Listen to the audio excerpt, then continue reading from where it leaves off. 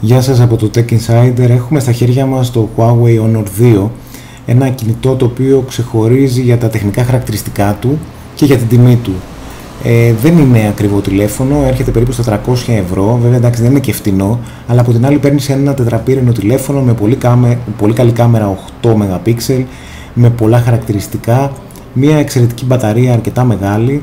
Εντάξει, δεν αγοράζεις τόσο design και την τελευταία λέξη του Android, αλλά παίρνεις κάτι το οποίο είναι decent στις επιλογές του.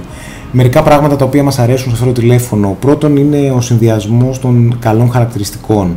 Έχεις καλή κάμερα, έχεις μεγάλη οθόνη, έχεις τετραπύρινο επεξεργαστή, έχεις μνήμη RAM 1 GB και όχι 2 όπως είναι στο εξωτερικό, και έχεις και μια μπαταρία 2230 mAh, οπότε έχεις λίγο πολύ απ' όλα. Ένα άλλο χαρακτηριστικό στην κάμερα: εντάξει, η κάμερα κάνει τα κλασικά, έχει πολύ καλή ποιότητα, κάνει όμως και ακόμα περισσότερα πράγματα. Δηλαδή, όπως μπορείτε να δείτε εδώ πέρα, έχεις μια σειρά από επιλογές. Το έχω βάλει στο Smile. Για παράδειγμα, το Smile Shooting Mode. Ουσιαστικά τι κάνεις, το βάζεις εδώ στο Smile και η φωτογραφική μηχανή δεν παίρνει φωτογραφία, να έχω πατήσει και δεν παίρνει, μέχρι ο άλλος να χαμογελάσει. Φυσικά εδώ δεν υπάρχει κάποιος να χαμογελάσεις, αλλά τέλος πάντων κάπως έτσι λειτουργεί. Ας το βάλουμε τώρα στο Single για να δούμε κάποια εφέ που έχει. Να, εδώ μπορείς, για παράδειγμα, είναι όσοι έχουν iOS θα ξέρουν το Photo Booth που κάνεις αυτά τα μικρά εφεδάκια εδώ πέρα στο πρόσωπο, τις παραμορφώσεις ουσιαστικά, και έχεις φωτογραφίες όπως αυτή εδώ, η οποία είναι, εντάξει, παραμορφωμένη, έτσι. Μία άλλη λειτουργία της κάμερας η οποία αξίζει ουσιαστικά είναι αυτό με το Smile. Επίσης έχει κάποια φίλτρα όπως έχει το Instagram, οπότε μπορείς να αλλάξεις τον τρόπο που βλέπεις τις φωτογραφίες. Εντάξει, είναι πιο artistic το αποτέλεσμα. Αυτά είναι τα παιχνίδια που μπορείς να κάνεις με την κάμερα. Μία άλλη λειτουργία που μας αρέσει πολύ είναι το ραδιόφωνο. Τώρα θα μου πεις, αρέσει το ραδιόφωνο? Ναι, μου αρέσει, γιατί υπάρχουν τηλέφωνα π.χ. όπως το Nexus 4 εδώ πέρα, το οποίο είναι πιο ακριβό από το Honor και δεν έχει ραδιόφωνο.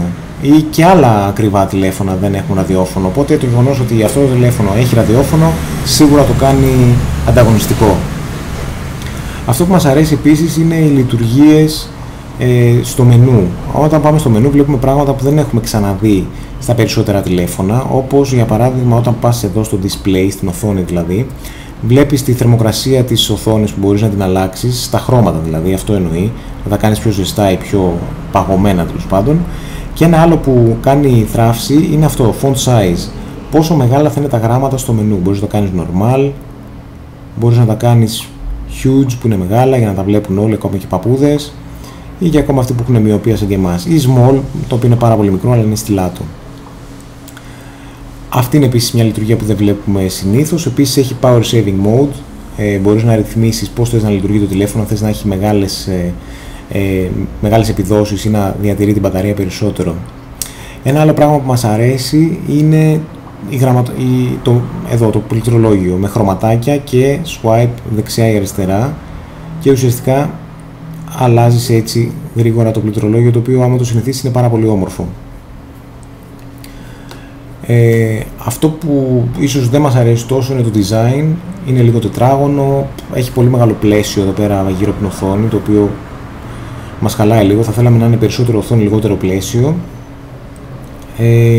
Είναι αρκετά πιο βαρύ και αρκετά πιο χοντρό από τον ανταγωνισμό, έτσι φαίνεται κιόλας.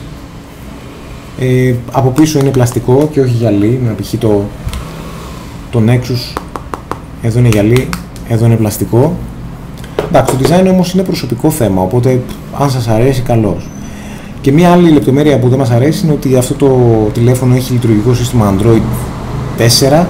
Αυτή τη στιγμή βρισκόμαστε στο 4,2 όπως έχει π.χ. το Nexus, αλλά το κακό εδώ είναι ότι δεν έχει αναβαθμιστεί ακόμα από το 4 που ξεκίνησε, από το Νοέμβριο που έχει βγει το τηλέφωνο παγκοσμίως. Τώρα πρόσφατα ήρθε στην Ελλάδα από τη Wind.